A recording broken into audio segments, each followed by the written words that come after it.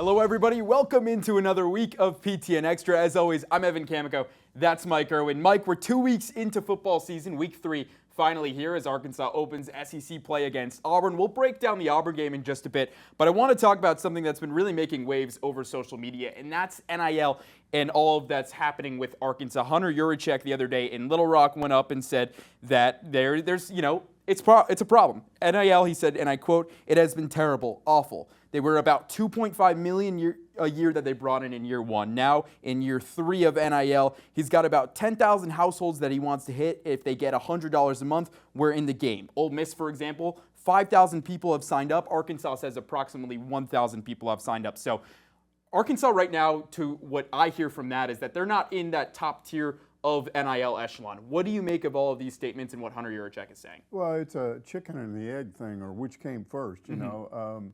Some fans are saying, well, we're not going to give money until this football program's better. And other people are saying, are you crazy? If you don't give money, it's not going to get better. But that's a pretty stark example of the difference between an Ole Miss. Their collective is about, again, 5,000 members, Arkansas about 1,000. And to me, Razorback fans ought to be a little bit embarrassed by that. But if you looked at the reaction on social media, they were very defiant. Why should we do that? Other people should provide the money. There's a guy in the media I've known for years, close to the players. He's been around for a long time. He called me when that story started breaking. He was just outraged. He said, we got the dumbest fans in America.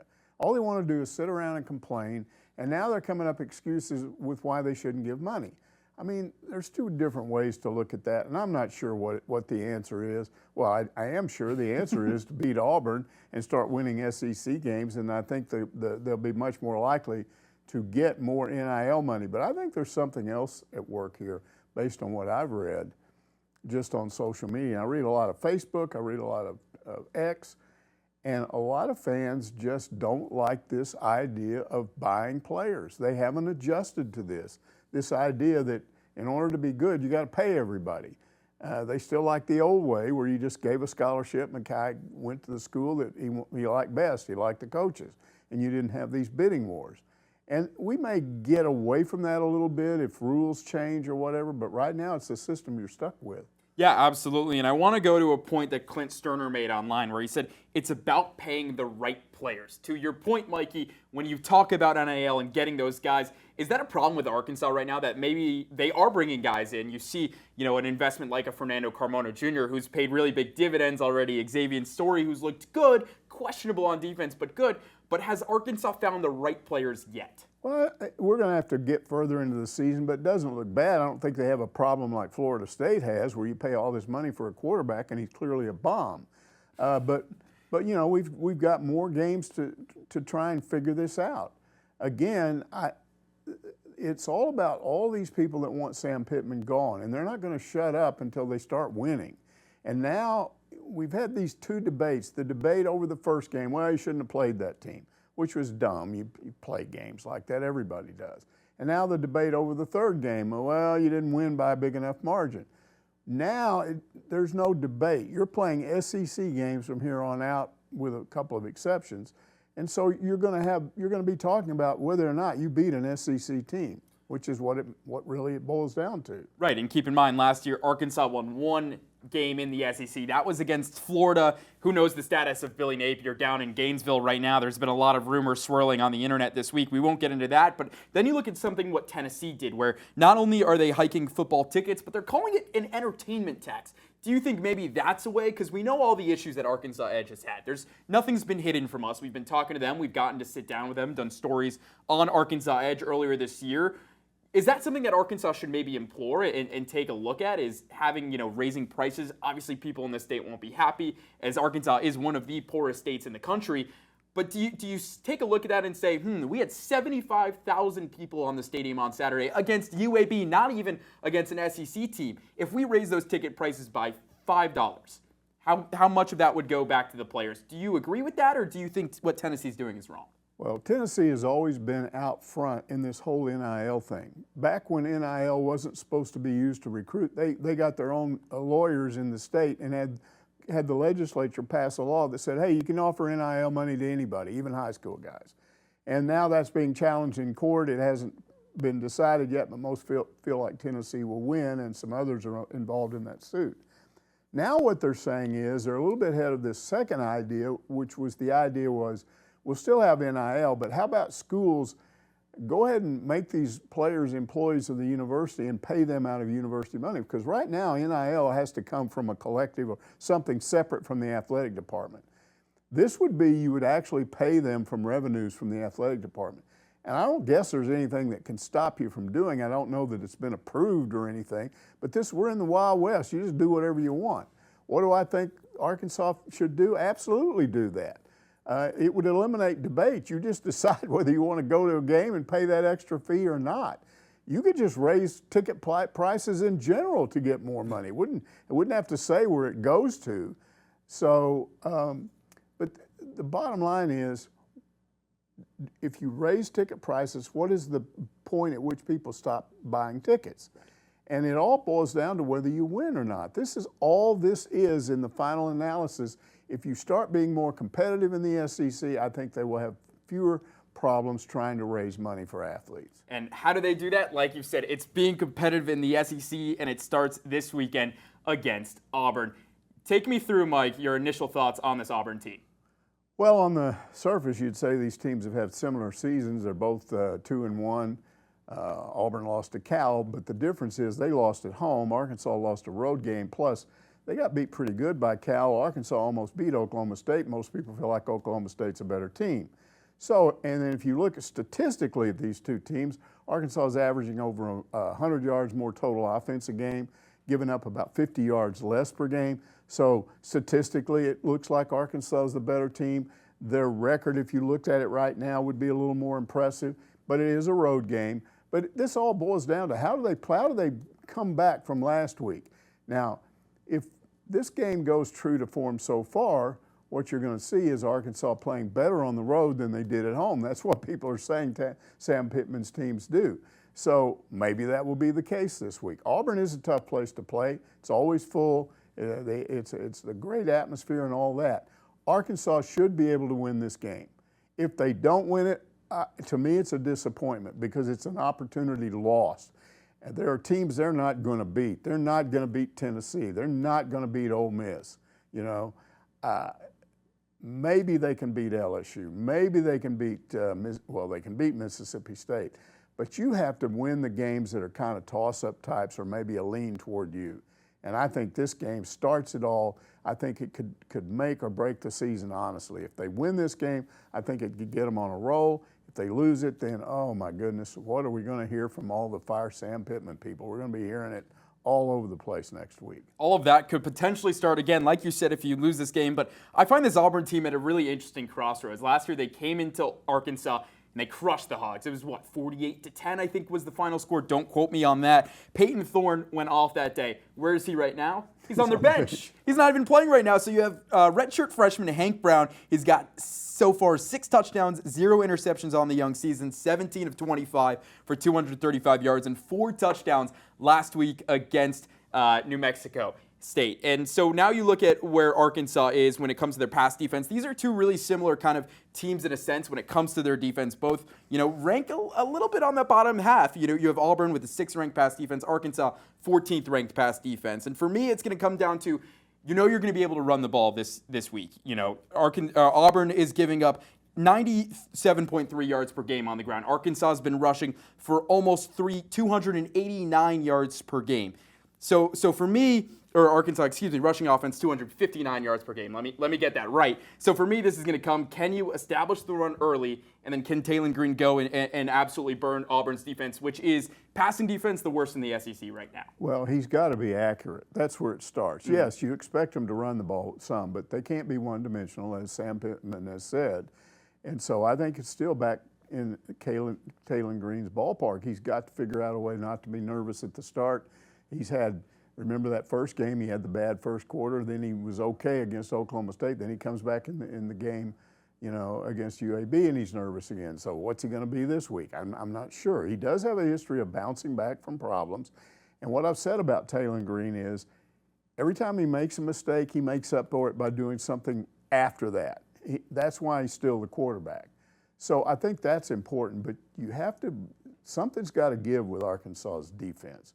They've got to start getting a pass rush, because if they don't, this guy throws the ball well enough, he's going to turn it into a scoring contest. It would be a lot easier for them to win this game if they get a pick or two, if they get some sacks, if they get this guy out of his comfort zone. And so far, they haven't done that to anybody. And to your point, Arkansas's defense, only 2 interceptions on the season. That's not enough. And like you said, it comes from the ability to generate a pass rush. You didn't see it much against Oklahoma State, but everyone's like, oh, they have a really good offensive line, which is absolutely true. So you didn't expect much. Yes. But then, especially against UAB, Zeno had all day where he's sitting in the pocket, able to pick apart this Arkansas defense.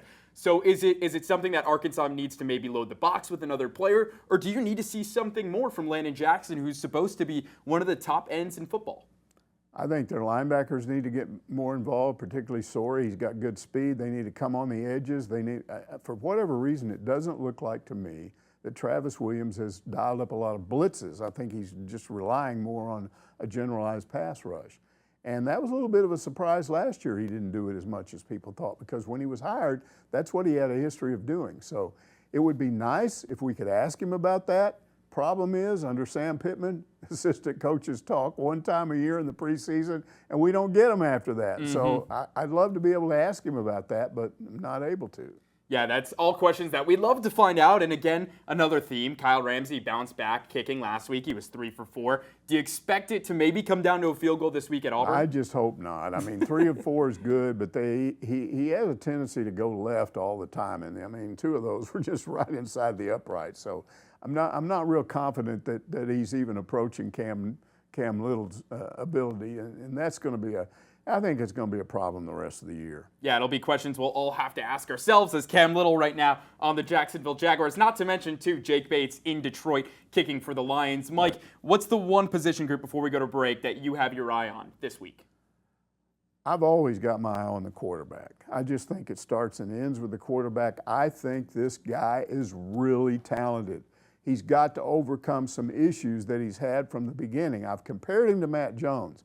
But there's one difference so far between him and Matt Jones. Matt Jones, nothing bothered that guy. He just had a what me worry attitude. He just went out there and did it. I think Taylon Green has got to figure out a way to stop being nervous. I don't know if it's what Jaquindon Jackson said, where he just said breathe and play football. I don't know if that's the answer.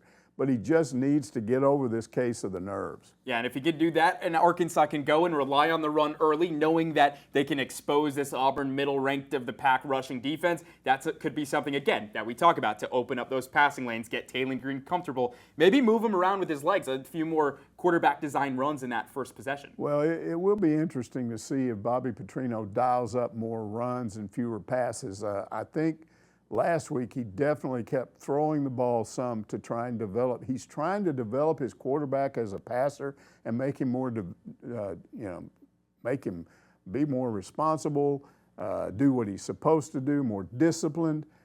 And you can't do that if you're not putting him in a position to do that. So if you just run the ball all the time, he's not going to develop.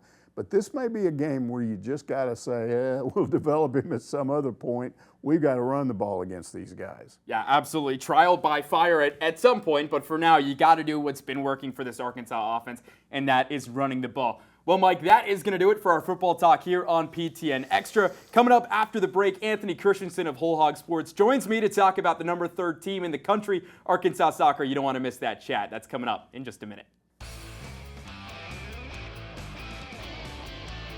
Welcome back into PTN Extra. Really excited to welcome special guest Anthony Kristensen of Whole Hog Sports. He's one of the reporters. You cover all of the different sports. You're a big soccer guy as well. So we'll talk in a second about your path into soccer. I know you actually played soccer as well. We'll get there in a second. But number 3 Arkansas opens SEC play tomorrow against LSU. Here's Colby Hale on the matchup. Yeah, so once you get to SEC, it's all the sports. They'll all say the same thing. It is just different, right? The conference motto, it just matters more. And, we don't do the thing where maybe, some games matter more than others. We don't circle certain games. That would be stupid if I would say some of the individual players don't, but we treat every game the same. We do the same scout. We do the same. We don't get up more for one game than we do in the other. The next game is the most important. Now, we also understand that when you get to the SEC, it's a little more personal, right? Like some of these teams we played, Gonzaga was the first time we'd ever played them. There was no bad blood. Now, we had a couple of their players that had transferred to us, so maybe there was a little bit there. But we know with our ranking and winning the SEC and some of that we're going to get the other team's best efforts. Which is cool. But LSU is going to get our best effort because they're a good team. They're a really good SEC team. They're prepared. They're talented. And we know that, it's going to be a fight and a battle. Yeah, really good stuff there from Kobe. Anthony, we were on that presser earlier today. It was 5 minutes long. Did you expect Kobe to go any longer? No. He's very quick, very to the point, gets his thoughts across right away. Can sometimes, make, writing a post-game, a gamer, a little bit difficult because you got to meet some word counts and everything, but very quick to the point, and yeah. I know we were the only two on there that were asking questions. What was your biggest takeaway from those 5 minutes we got with Coach Hale?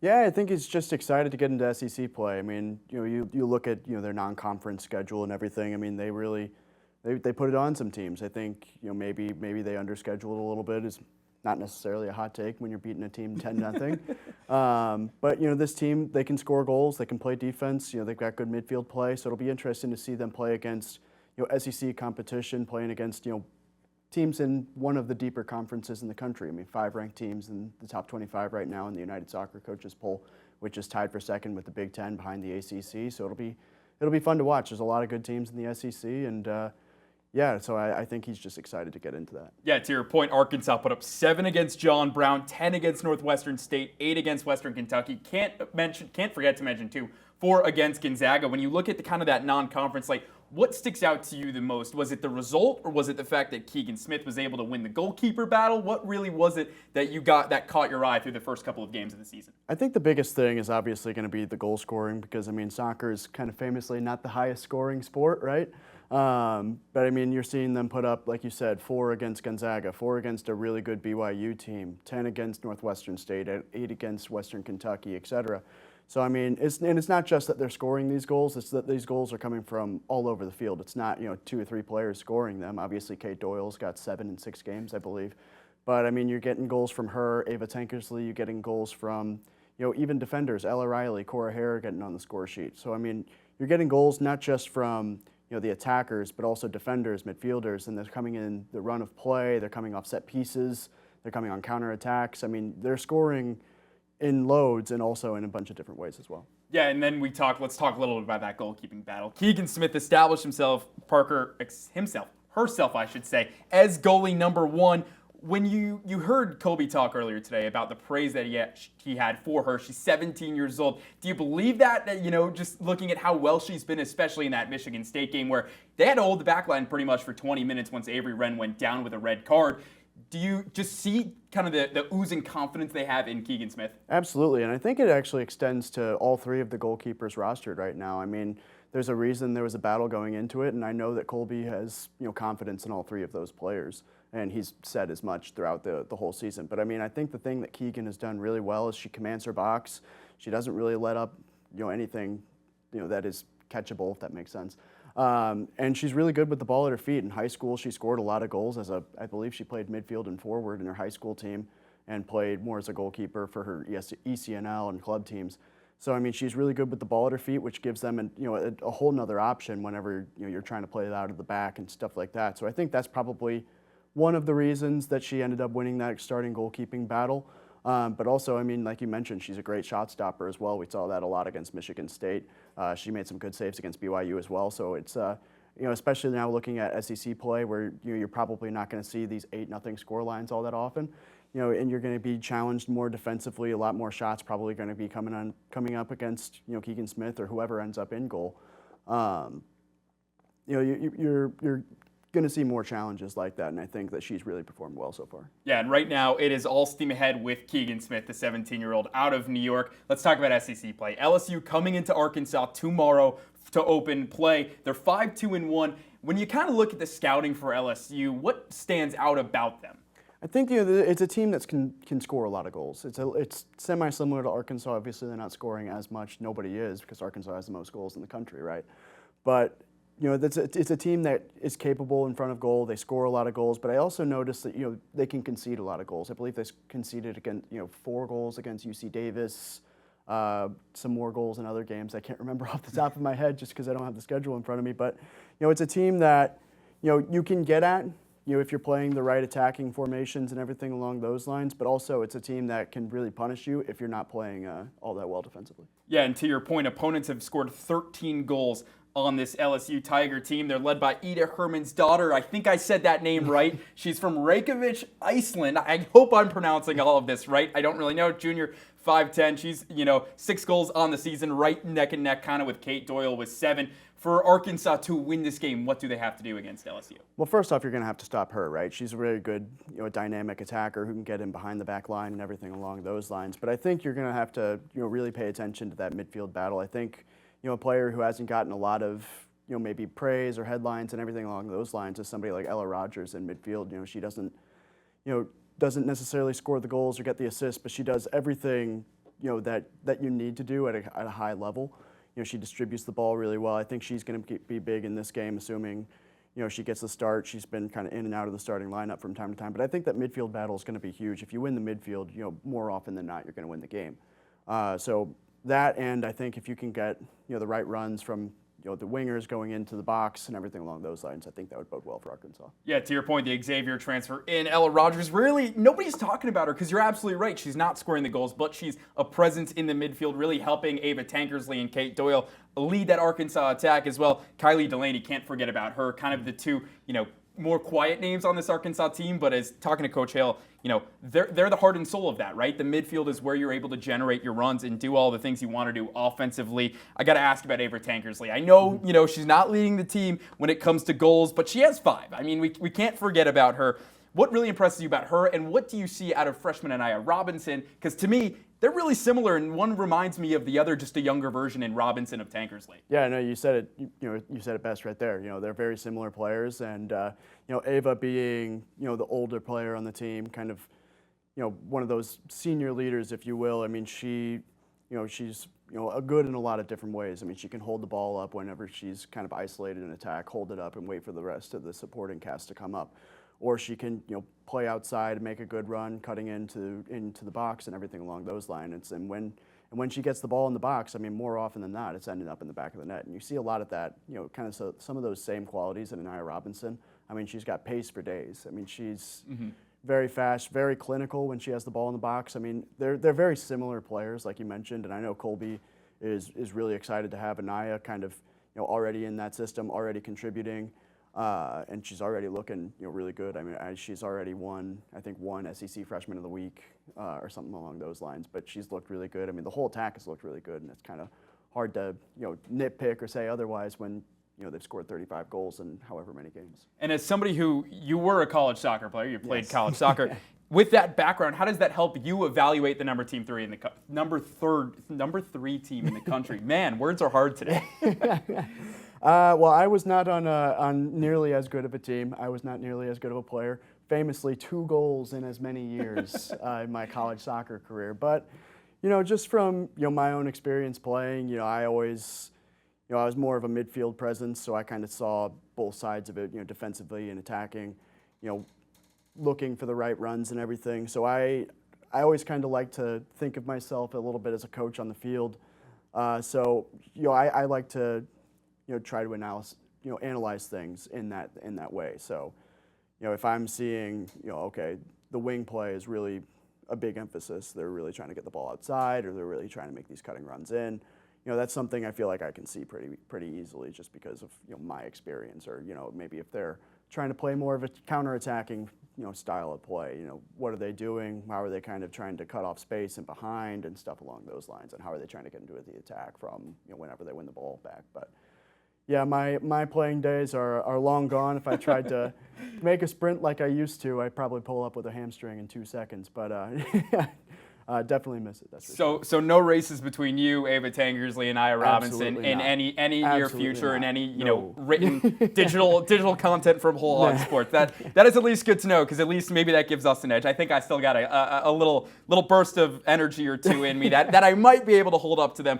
When you look at this Arkansas schedule moving forward, LSU, Mizzou, at Vandy versus South Carolina, what's your expectation for the Hogs over the next couple of games before you really see those Auburns, Mississippi State, and Texas teams that are coming later in the schedule? Yeah, I mean, you're probably going to see, a jump up in competition. It's the SEC. It just means more is kind of obviously the thing that everybody likes to say, but it is kind of true. I mean, it like we mentioned earlier. It is one of the deepest conferences in the country. So just because a Mizzou, for example, isn't really all that highly regarded, coming off a big loss to a Duke last week, but they still have talent. I mean, Kylie Simmons from Mizzou is one of the highest rated players in the country. I mean, every team in this conference has a lot of talent. So you're going to want to see them perform well defensively. I think that's a big thing, especially when you look further ahead and you see Auburn, Mississippi State, Texas, Vanderbilt, teams like that on the schedule. So I think that's the big thing. You want to see them continue to be sound defensively, and obviously you want to continue scoring goals. I mean, that's how you win games. So I think that's the biggest thing is you want to see that sound defense for sure. Absolutely. And before we go, can we get a score prediction? And who do you think is going to be the first Hog to score tomorrow in SEC play? Ooh, great question. Okay. We're hard-hitting journalists here on PTN Extra. We'll go with give me 3-1 Arkansas and give me Anaya Robinson to score the first. I like that. I like that a lot. I'll go 4-1, I think, and you got to go with Kate Doyle. You just got to ride the hot hand until you can't. Anthony, thank you so much for joining us. That's going to do it for this week's PTN Extra. For Mike Irwin, our amazing production crew, Anthony Kristensen, I'm Evan Kamico. We'll see you right here next Wednesday back on PTN Extra.